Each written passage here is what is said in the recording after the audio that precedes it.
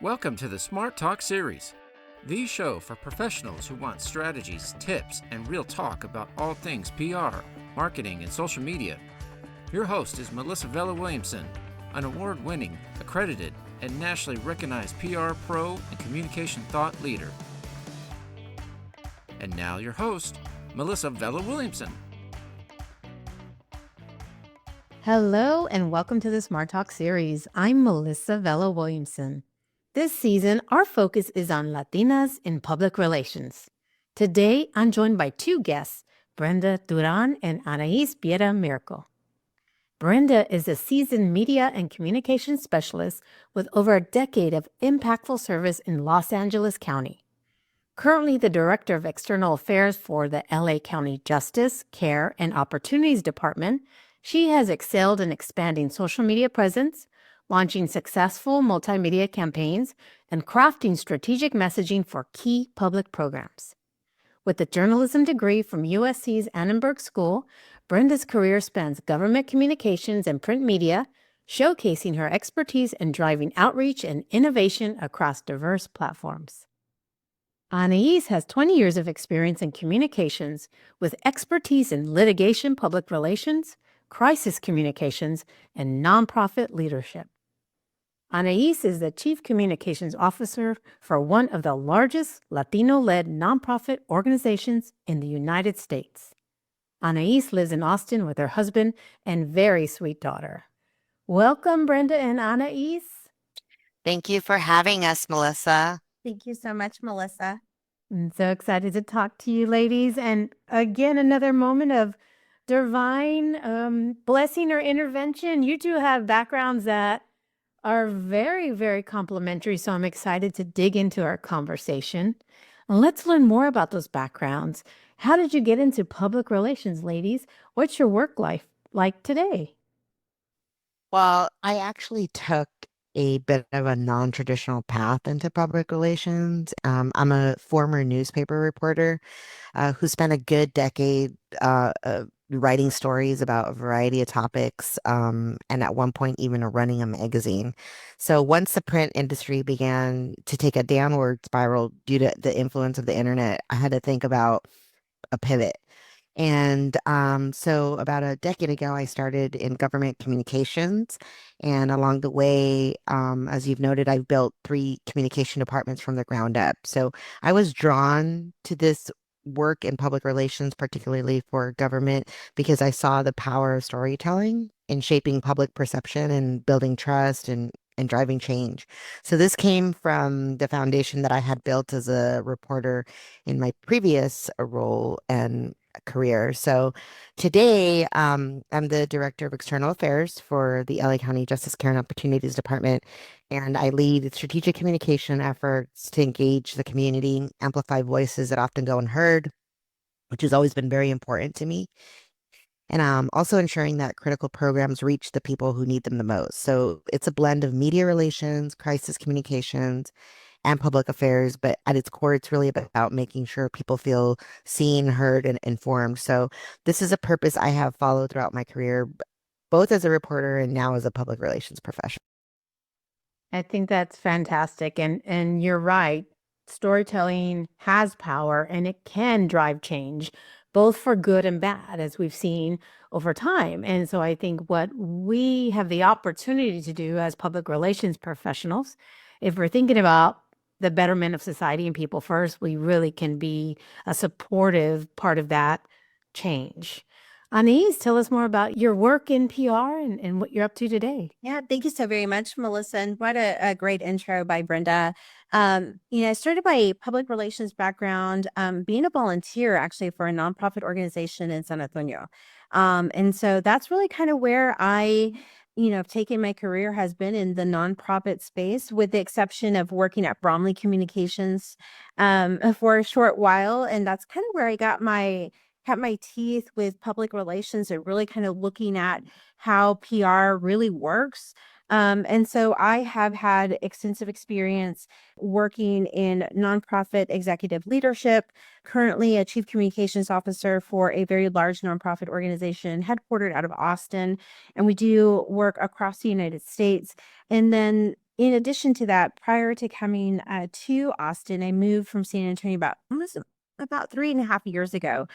And I worked for an organization that worked alongside the Texas foster care system. And I know, Melissa, you and I worked together. You've been a longtime mentor of mine. And, in that space, I think I have found my purpose in terms of understanding that there is significant value that public relations communications professionals bring to nonprofits, just beyond just the storytelling aspect of it, but in the realm of government relations, public policy, public affairs, and really kind of understanding that in public relations for nonprofit organizations, it is a highly complex world, and there is such a need to ensure that we adequately showcase the work that we do in a way that's meaningful, that, yes, does tell a story, but that we build value in the communities that we serve. And being in public relations for 20 years and having, that type of experience, I work on crisis communications, really is kind of where my heart sits, along with litigation and public relations. And so that's not something that I think you see every day, but that's something that I think for public relations professionals must have. And we most certainly will probably end up talking about that a little bit later in the podcast. But thank you so much for having me. Yeah, absolutely. And kudos to you, Anais, that your heart sits with crisis comes, because I think it also makes a lot of people's stomach turn and their hearts jump a little bit when there are tough things to talk about. And it's just a reality of our work. And it's certainly a reality of our work today. And like what you're both doing sounds to me like you are trust providers, you are trust builders, and in times of that are tough, we could be also defenders of that trust. So it's really, really important parts of the public relations story you're telling by doing the work that you do. So thanks for sharing that with us. And you both are great storytellers on your own rights, but you are also now book authors in the very first Latinas in Public Relations anthology. So, what inspired you to share your story in our new book, Latinas in Public Relations Shaping Communications, Communities, and Culture? Oh, Melissa, this is it was such a privilege and an honor to be able to have been invited to share my story alongside these notable Latina leaders in public relations. I wanted to share my story and really kind of my story shaped in leadership, leadership values, the principles of leadership, because you must have leadership if you are going to go into this space. Yes, we start, where we begin in our careers. And then as we move up, we need to be able to know that we are going to be leading people, not just managing them, but we're going to inspire them. We're going to influence them.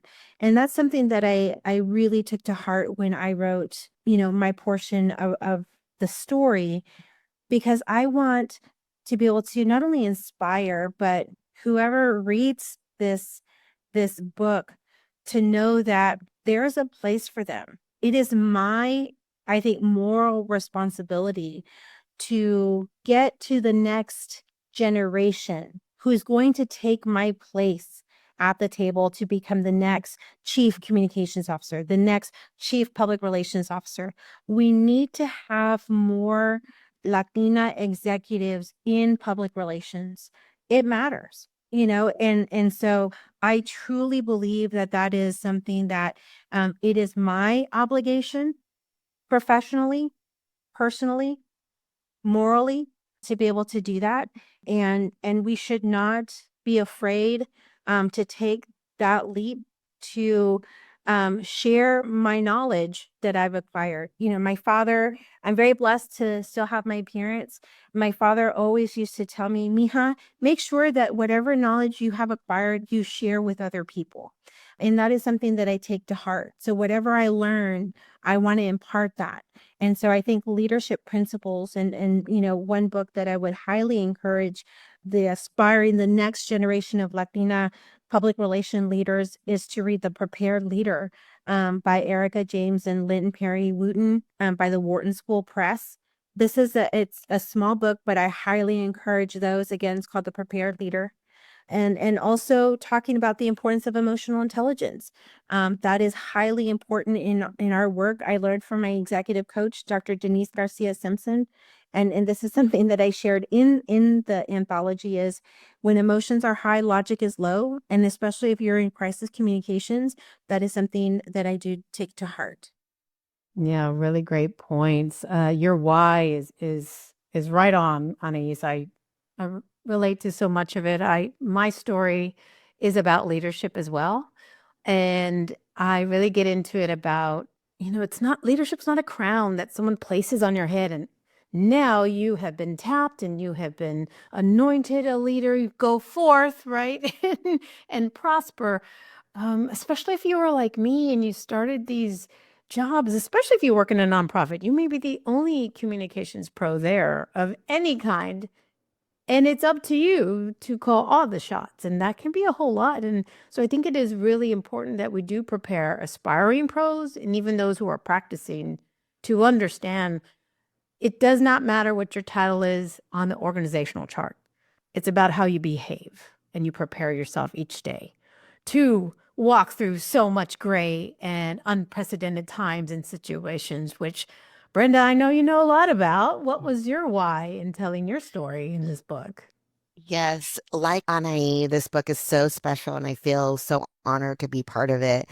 And I think what really makes it special is because it highlights the experiences of Latinas in an industry where we often don't see ourselves represented at leadership levels, like Anai noted, but also in a lot of a range of management levels. So for me, it was important to share my journey to show that there's no single path to success in public relations. I had to take a detour to get here, and I had to be strategic about it. And I had to be strategic about rebranding myself as well. So I had to be intentional in my career, and all of that brought about really great lessons that I now want to share with others who are trying to find their way. And I think also I wanted to uplift others who might feel like they don't fit the traditional mold and remind them that their unique perspective is their greatest strength. So it's the one thing that you bring to the table that no one else does. And as Latinas, we have so much of that that we bring to the table that is very unique. And whether it's our life experience or our bicultural experience, that is something that is a strength. So most importantly for me, at the bottom line was that representation matters. And if my story can inspire even one person to take that next step in their career, then it was definitely worth sharing. And I think really what this book is about is showcasing all the great people who are trailblazers in this space. Yeah, you said it so well there, Brenda. I think that our lived experiences can be such a great teaching platform for our work. And too often I see, particularly women, walk away from that or say, I'm not great because of this, because of this. And so much of what I'm learning through my life and through my career and talking with wonderful people like you all and having the real honor to be the main author and the editor of this book and reading your stories before it even goes out to the public, it just validates the fact that our lived experiences, our tough, adverse experiences can all enlighten us on our journey, and that can integrate and complement our work so well. I mean, who better to empathize with publics who need opportunities than people who needed them themselves, right? And that's what I'd also like to learn a little bit and let our listeners know about is a little bit more about a sneak peek into your stories. So we talked about the why. Let's get into the what. Each author's story was unique. There was some shared points of view at times. And for me as an editor, I could see that big picture. But I want to know a little bit about what's in your story. Well, my story is about resilience, reinvention, and the power of betting on yourself. That's really what I think sums up what I wrote about in this anthology. And I talk about the challenges of navigating the communications world as a Latina, how I learned my own voice in spaces where I was often the only one like me, and also the pivotal moments that shaped my career and my life in general. And I also reflect on the importance of mentorship, building community, and pushing past imposter syndrome to create opportunities for yourself and other people around you. So One thing about me is I'm also a first generation daughter of immigrants who knows the reality of having to navigate the world and your career with no blueprint and oftentimes no mentors and really a guide. And oftentimes that those types of obstacles create strengths that you bring to the table later on, not just in your life, but in your career. So I think after reading my story, people will recognize that we all share similar doubts along the way, similar aspirations, and that we all have what it takes. But it really comes down to betting on yourself. And that's really the takeaway that I hope people get from my story in this anthology. Yeah, I love that. I sometimes I'll get a question, often from family, like, "Why do you have your own business?" And why don't you just get a job? And why don't da da da da? And I say, because I could always bet on myself. Like I always knew I would do the work. That wasn't a question. So I, Exactly. I relate to that, Brenda. Yes. Anais, tell us what's inside your story. Yeah. So going and continuing on the theme of leadership, so two things that I will share is one is even though you may be an executive, a chief communications officer, don't forget to get into the field.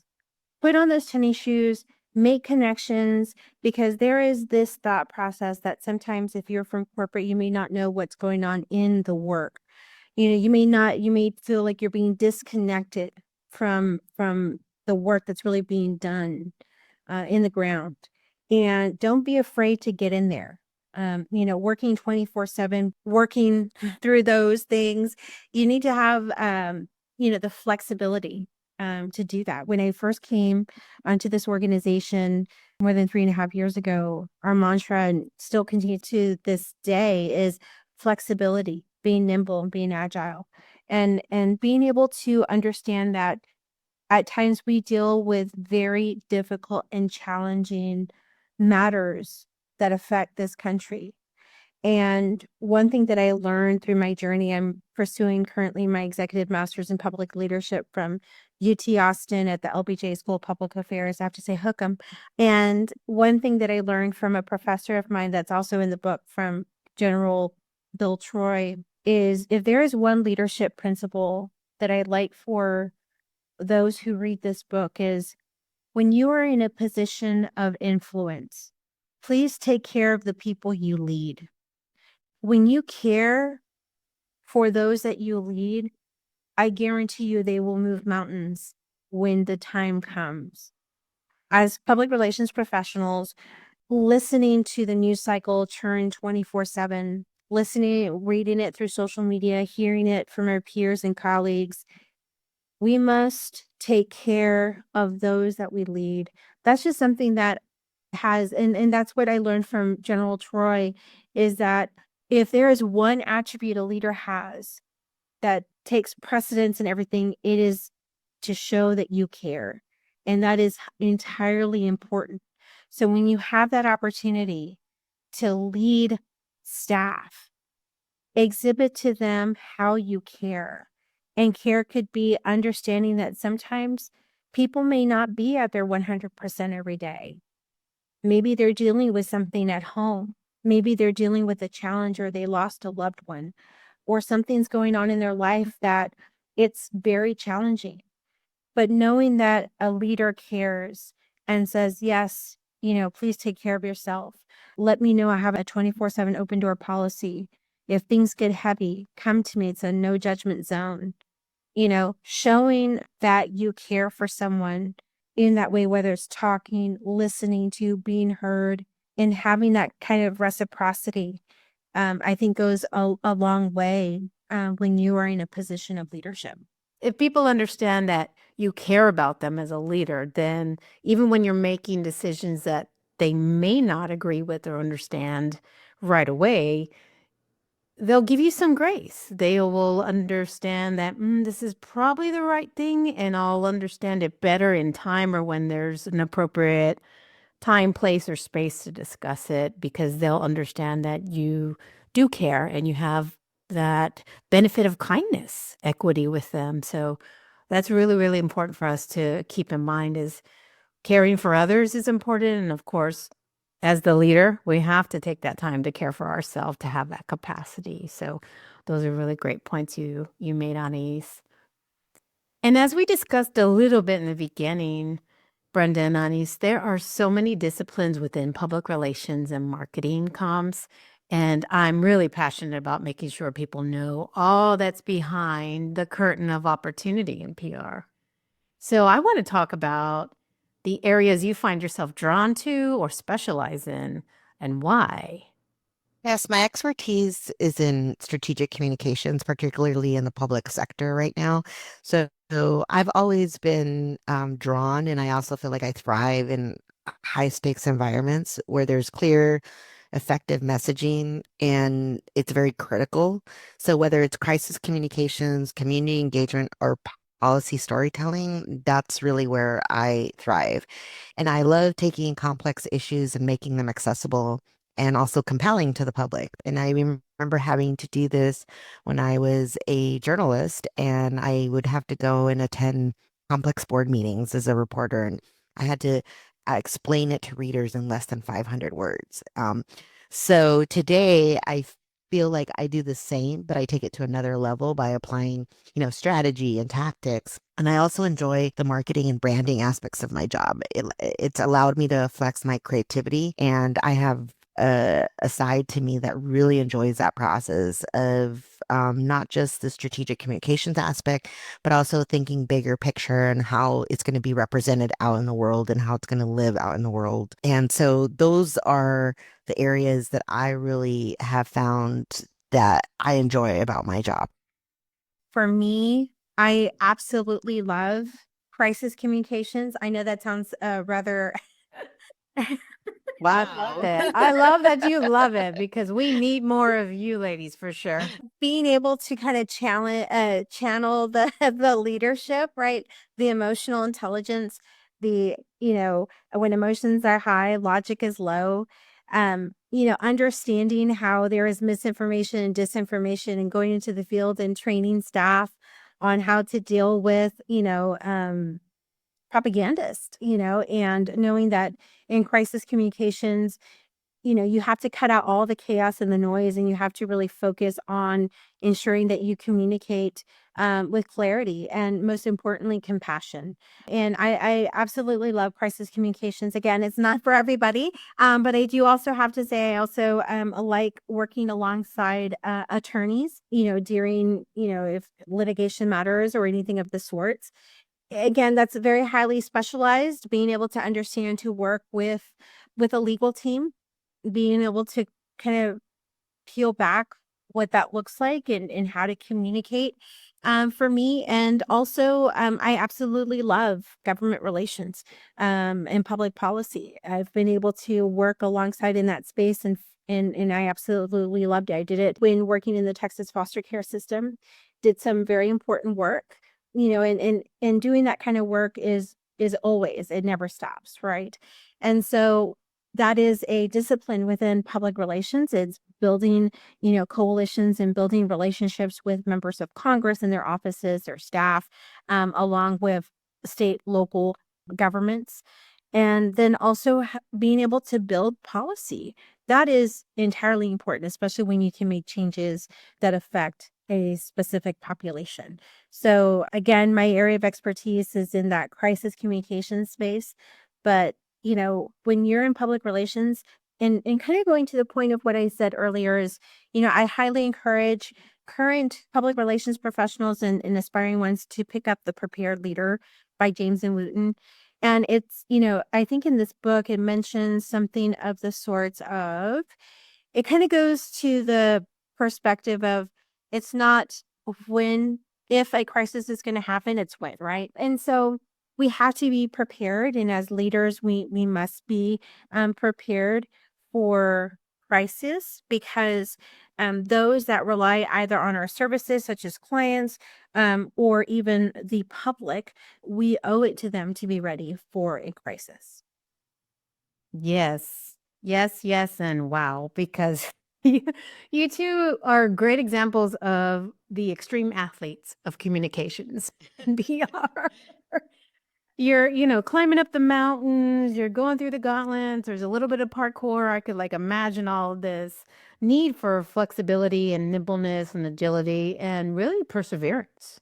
Right? You Definitely. got to work on your resilience to be in these spaces. And I think that it's so helpful and honest for you all to share this because yes, there's specialties, but no matter what type of communications you do these days, you have to understand these points of view and you have to understand the principles of this work because even if you're like, well, I'm just doing social media, you'll know on probably day 1 or day 2 of that job that issues happen and a crisis can pop up online very easily and very quickly. So being able to take complex topics, situations, and scenarios, make them more accessible and more commonly understood, those are truly gifts. And you all are fighting the good fight out there. So I want to give you all the mojo and energy to keep it up because it's so needed in our communities. Yes, definitely need that, Melissa. Thank you. Yeah. And because you all are good at taking those scary steps, I want to ask about some advice.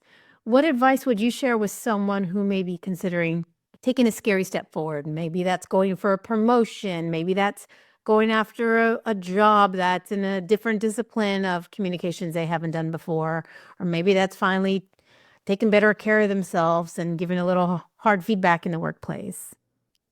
Well, I definitely know a lot about that, having pivoted from a traditional media career to public relations. So my advice is, to tell people that they need to know that discomfort is going to be part of growth. So if you're waiting to feel 100% ready, you're going to be waiting forever. So take the leap. I always like to tell people when I went into the public sector, it felt like I was jumping off a cliff blindfolded.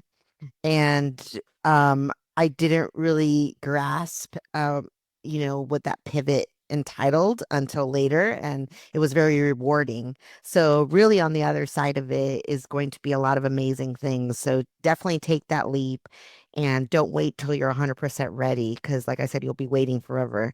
I think secondly, I would tell people that you need to build your network and find sponsors. And a sponsor is somebody who's going to champion you when you're not in the room. And this is very, very critical in your career and very important along the way because these people, these sponsors are really going to speak for you in rooms that you may not be in, and they're going to really vouch for you along the way. So definitely find and build your network of sponsors. And finally, I would say it's really, really important. A lot of people don't do this, but take time out to document your wins. So keep track of your achievements, whether they're big or they're small, because when the time comes to advocate for yourself, you're going to have a clear case why you deserve that next step, why you deserve that promotion. And I like to tell younger people that your job interview doesn't end the day that you come in looking for a job. You show up every day at work and you have to make it happen. And that's how you're going to build your brand along the way. So you're kind of on a job interview the entire time that you're in your position. And I would also say that in building your personal brand, you're doing that from day one. So you need to let people know that you're the reliable person who can be counted on and that that's going to come in handy when those promotions are on the horizon or when new opportunities arise along the way. So well said. I underline a lot of what you just said there, and discomfort's a big part of our work, and you have to get used to it. It's not ever comfortable, but you have to accept that that is a natural part of public relations. I also think it's part of what makes us special in the comms world. But like you said, Brenda, like leadership can be a lonely path. So find your sponsors and be that sponsor, be that encourager, be that person who's like, oh my gosh, yeah, have you met Brenda Duran? She's fantastic. You should talk to her. Anais Biera Miracle, have you ever worked with her? She'll be perfect for this position. Being that person, it'll come back around and it should. And I think we need to make that extra effort in our community for sure. Definitely. Anais, how about some advice from you? Absolutely. Thank you, Melissa. And thank you, Brenda. I think one of the things that I've learned from my executive coach, Dr. Simpson, is what she has shared is, are you going to be risk tolerant or are you going to be risk averse? And sometimes it's scary. It is very difficult to say, okay, am I going to uproot my family and move them to a different city? And that was, that opportunity came my way more than 3.5 years ago to say, even though it was an hour and a half away, I had to move my daughter out of her school and, find a new school and then find, a new network here. I still have my network back in San Antonio, not really close to my parents anymore. But, I decided this was definitely a strategic risk for my career, for my family, that I decided to go ahead and take. And I would encourage those who read this book, who are listening to this podcast, take that opportunity to go after the promotion, to take a calculated strategic risk, because the last thing you want to do is ever come up in your life and say, you know what, I really wish I could have done that.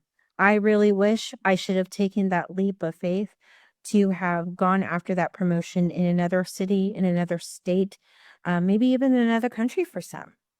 Our world of public relations, we are very versatile professionals, and our work can be done from executive leadership all the way down to a lot of different disciplines and industries. And yes, make that calculated risk and know that you have it within yourself, because sometimes, we may not take a calculated risk because of obligations that we may have. And whether it's family or personal, that is upon that individual. And of course, I want to be able to just make that statement because I want, the readers and the listeners to be able to know you do what's in your best interest. That is entirely important. But if you are hungry for that opportunity, you know that you have the capacity to do more, then go out there and do more. Because again, you don't want to come up and say, you know what, I should have done that, and regret not taking that next step in your career. Yes, yes, yes. It is so, so important. I hope readers will read the introduction of the book, because that's where I just really, really hit it hard. I had actually been struggling with a message I wanted to put out in the world, and I didn't know exactly how to say it. I didn't know exactly where to put it, because as a strategic comms pro, I wanted to be strategic about it and be thoughtful. But it's very much a call to action for Latinas in particular, because I've seen that struggle, whether that was feeling limited in some ways by our connections, right? Or family, friends, what that may be for people. But then also sometimes it's self-limiting. It's keeping our hand down. It's not trying something that you really feel called to try.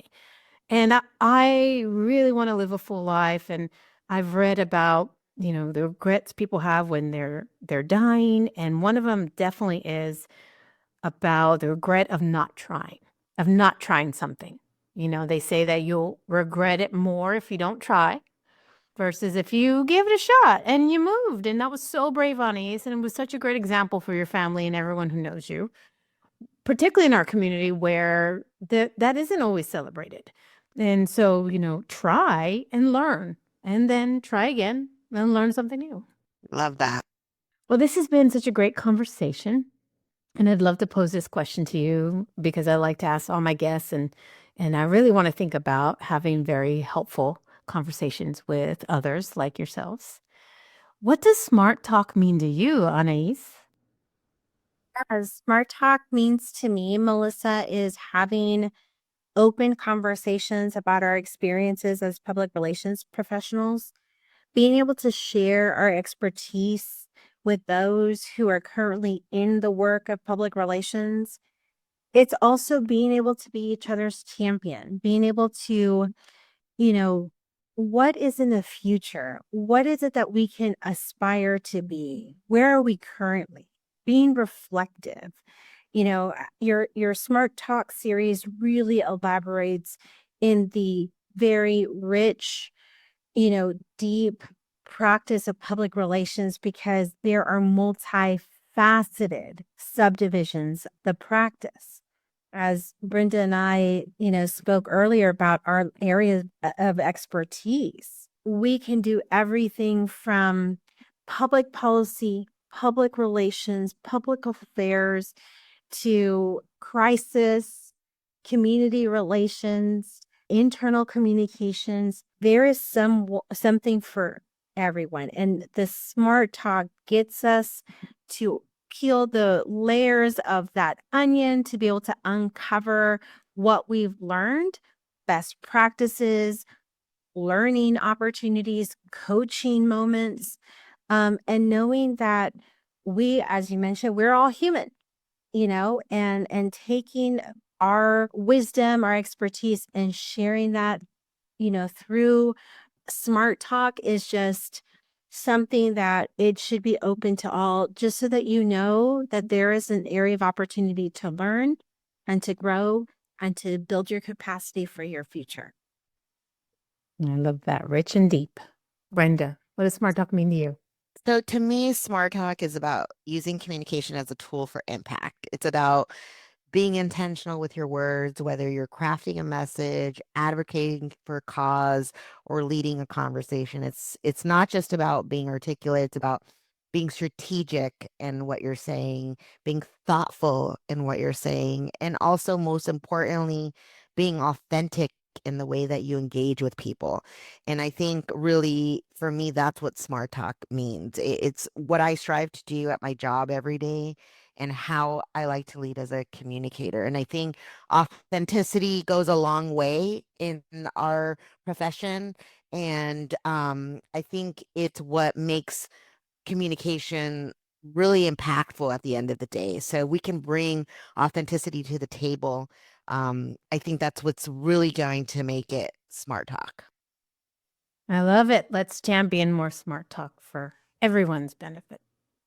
Well, this is such a great conversation, Brenda and Anais, and I'm sure listeners want to connect with you and learn even more. So what's the best way for listeners to connect with you? The best way to connect with me is on LinkedIn. I'm very active on LinkedIn, so just search for Brenda Duran on LinkedIn. I also invite everyone to check out my work and ongoing projects at my personal website, bduran.com. I love connecting with people who are passionate about communications and storytelling, so feel free to reach out. And I would also love to hear from people once this amazing book comes out in the world and hear what your thoughts are and feedback. We'd all love to hear what you took away from these incredible stories. Absolutely. Anais. Yeah. So again, to Brenda's point, find me on LinkedIn, Anais Biera Miracle. Love to be able to connect with you all. Please feel free to send me a message. And if you're in Austin, I'd like to be able to chat with you over coffee. Or if not, something that I learned through a leadership program called Leadership Austin here in the capital city of Texas is be able to do some kind of virtual walk and talks. So if you want to be able to get to know a little bit more, let's kind of connect and we'll, be able to take it from there. I love that. Yes, you need to do more of the walk and talk or, elliptical and talk. I did embrace and I've kept up coffee Zooms when I can. I think that's fantastic. Actually, I'll be talking to a pro in Canada later today in a little coffee Zoom. So walk and talk. Yes, let's get our steps in, people. Yes.